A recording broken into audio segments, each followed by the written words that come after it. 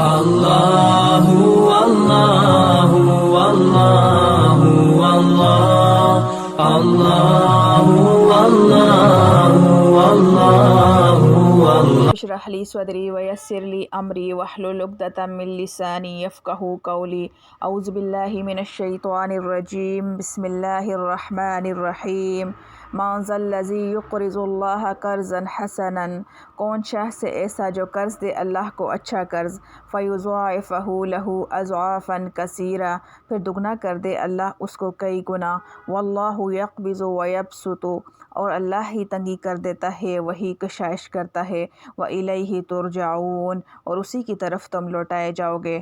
خلاصہ تفسیر، جہاد وغیرہ کار خیر میں انفاق کی ترغیب۔ کون شخص ہے ایسا جو اللہ تعالیٰ کو قرض دے، اچھے طور پر قرض دینا یعنی اخلاص کے ساتھ، پھر اللہ تعالیٰ اس قرض کے ثواب کو بڑھا کر بہت سے حصے کر دے، اور اس کا اندیشہ مت کرو کہ خرچ کرنے سے مال کم ہو جائے گا، کیونکہ یہ تو اللہ ہی کے قبضہ میں ہے، وہی کمی کرتے ہیں اور وہی فراخی کرتے ہیں، کچھ خرچ کرنے نہ کرنے پر اس کا اصلی مدار نہیں، اور تم اسی کی طرف بعد مرنے کے لے جائے جاؤ گے، سو اس وقت نیک کام میں خرچ کرنے کی جزا اور واجب موقع پر خرچ نہ کرنے کی سزا تم کو ملے گی۔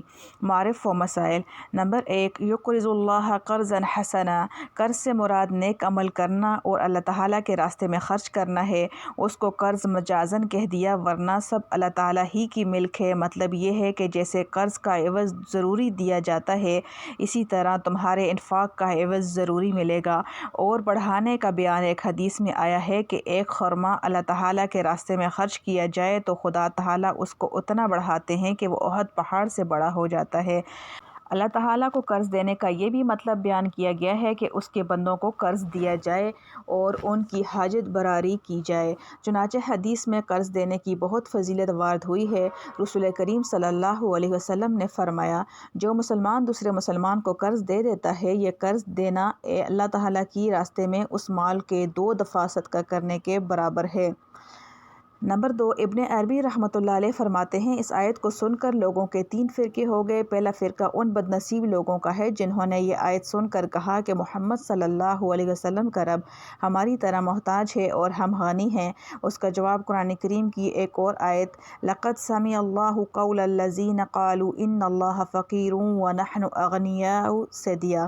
دوسرا فرقہ ان لوگوں کا ہے جنہوں نے اس آیت کو سن کر اس کے خلاف کیا اور بخل ہی کو اختیار کر لیا۔ مال کی طرف زیادہ رغبت اور اس کی حرص نے ان کو اس طرح باندھ لیا کہ ان کو اللہ تعالیٰ کے راستے میں خرچ کرنے کی توفیق ہی نہیں ہوئی۔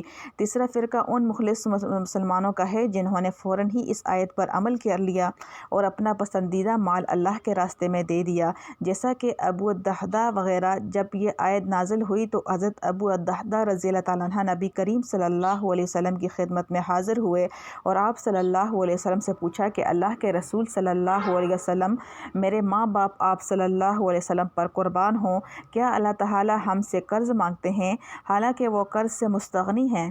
آپ صلی اللہ علیہ وسلم نے فرمایا، ہاں، اللہ تعالیٰ یہ چاہتے ہیں کہ اس کے ذریعے سے تم کو جنت میں داخل کر دیں۔ ابو الدحداء رضی اللہ تعالیٰ عنہ نے یہ سن کر کہا، اللہ کے رسول ہاتھ بڑھائیں۔ آپ صلی اللہ علیہ وسلم نے اپنا ہاتھ بڑھا دیا۔ ابو الدحداء رضی اللہ تعالیٰ عنہ نے یہ کہنا شروع کیا، میں کھجور کے 2 باغوں کا مالک ہوں، اس کے علاوہ میری ملک میں کچھ نہیں، میں اپنے یہ دونوں باغ اللہ تعالیٰ کو قرض دیتا ہوں۔ آپ صلی اللہ علیہ وسلم نے اس سے فرمایا، ایک اللہ کے راستے میں وقف کر دو اور دوسرا اپنے اہل و عیال کی معاشی ضرورت کے لیے باقی رکھو۔ ابو الدحداء رضی اللہ تعالیٰ عنہ نے کہا، آپ گواہ رہیے، ان دونوں میں سے بہترین باغ جس میں کھجور کے 600 درخت ہیں، ان کو میں اللہ کے راستے میں خرچ کرتا ہوں۔ آپ صلی اللہ علیہ وسلم نے فرمایا، اللہ تمہیں اس کے بدلے میں جنت عطا کریں گے۔ ابو الدحداء رضی اللہ تعالیٰ عنہ اپنے گھر آئے اور بیوی کو اس کی اطلاع دے دی تو وہ بھی ابو الدحداء رضی اللہ تعالیٰ عنہ کے اس بہترین سودے پر بہت خوش ہوئیں۔ رسول کریم صلی اللہ علیہ وسلم نے فرمایا، کھجوروں سے لبریز بے شمار درخت اور کشادہ محلات کس قدر ابو الدحداء کے لیے تیار ہیں، یعنی جنت میں۔ نمبر 3، قرض میں واپسی کے وقت اگر زیادتی کی شرط نہ ٹھہرائی گئی ہو اور اپنی طرف سے قرض سے کچھ زیادہ ادا کر دیا تو یہ پسندیدہ ہے۔ رسول کریم صلی اللہ علیہ وسلم نے فرمایا، تم میں بہترین شخص وہ ہے جو اپنے حق قرض کو اچھے طریقے سے ادا کرے، لیکن اگر زیادتی کی شرط ٹھہرائی گئی تو وہ حرام ہے اور سود ہے۔ الحمدللہ حمدن کثیرن طیبا مبارکن فیہ کما یحب ربنا ویرضا۔ اللہم انا نسألک من خیر ما سألک منہ نبیک محمد صلی اللہ علیہ وسلم۔ اللہم انا نعوذ بک من شر ما استعاذ منہ نبیک محمد صلی اللہ علیہ وسلم۔